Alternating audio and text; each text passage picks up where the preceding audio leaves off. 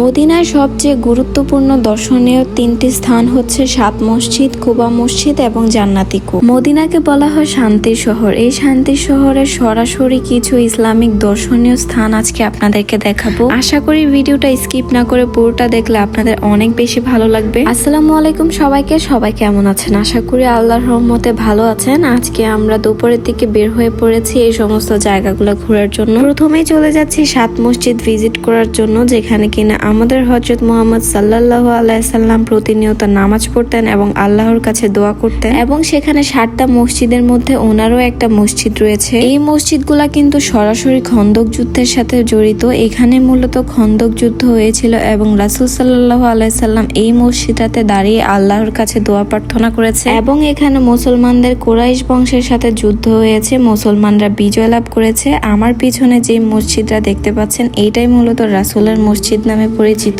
এখানে ছোট ছোট মোট 7টা মসজিদ রয়েছে পাহাড়ের উপর বিভিন্ন জায়গায়, তবে আমরা সবগুলো দেখতে পারিনি। যেগুলো দেখেছি আল্লাহর কাছে লাখো লাখো শুকরিয়া। তারপর চলে এসেছে কুবা মসজিদে। মদিনার মধ্যে অনেক জনপ্রিয় একটি জায়গা কিন্তু এই কুবা মসজিদ। কুবা মসজিদে 2 রাকাত নফল নামাজ আদায় করলে একটা উমরা হজের সমান সওয়াব পাওয়া যায়। আমাদের উদ্দেশ্য ছিল আজকে মসজিদে নববীতে গিয়ে ইফতার করব, তবে আল্লাহ আমাদেরকে এখানে নিয়ে চলে এসেছে। আমাদের কোনো প্ল্যান ছিল না আজকে এখানে আসার। আমরা ইফতারের আগ মুহূর্তে এখানে এসে পৌঁছেছি এবং সবাই মিলে ডিসিশন নিলাম যে আজকে এখানে ইফতার করব। আর এই জায়গাতে অনেক সুন্দর সুন্দর জায়গা রয়েছে ফ্যামিলি নিয়ে ইফতার করার জন্য। একদম বিকালের একটা মুহূর্তে এসেছিলাম, সূর্য পড়ন্ত অবস্থায়, খুবই সুন্দর লাগতেছিল আবহাওয়াটা। আমরা একদম কুবা মসজিদের পিছন সাইডে চলে এসেছিলাম। আর এই দিকটাতে খুব সুন্দর পার্কের মতো একটা এরিয়া, ফ্যামিলি নিয়ে ইফতার করার মতো খুব সুন্দর জায়গা। অনেক মানুষকে দেখলাম ইফতারের প্রস্তুতি নিচ্ছিল। আমরাও জায়গাটাকে বেশ এনজয় করেছি এবং অনেক শান্তিময় একটা জায়গা ছিল। অনেক সুন্দর স্নিগ্ধ বাতাস ছিল।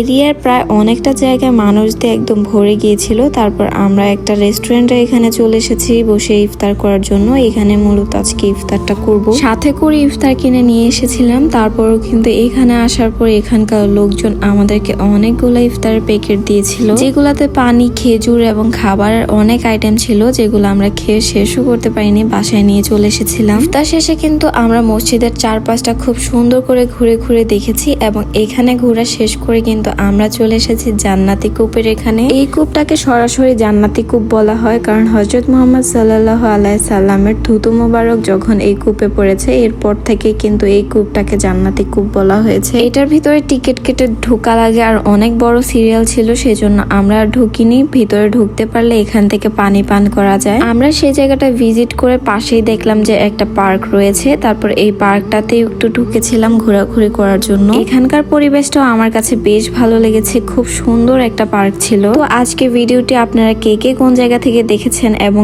এই সমস্ত জায়গাগুলো কে কে ঘুরেছেন অবশ্যই কমেন্ট বক্সে জানিয়ে যাবেন। ভিডিওটি ভালো লাগলে পেজে একটা ফলো দিয়ে রাখবেন। সবাই ভালো থাকবেন। আল্লাহ হাফেজ।